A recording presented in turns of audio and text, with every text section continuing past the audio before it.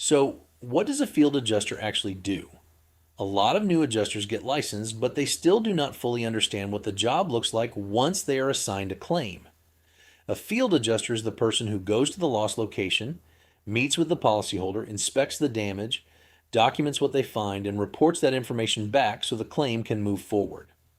That means you are not just taking a few pictures and leaving.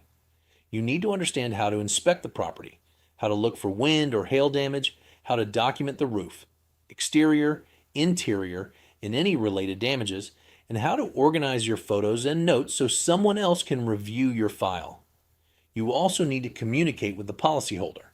That does not mean making coverage decisions you are not supposed to make, and it does not mean promising things you cannot control. It means explaining your role, setting expectations, being professional, and gathering the information needed to complete the inspection properly. A good field adjuster is part inspector, part documenter, part communicator, and part problem solver. The license gets you started, but learning how to actually inspect, document, and communicate in the field is what helps you become useful.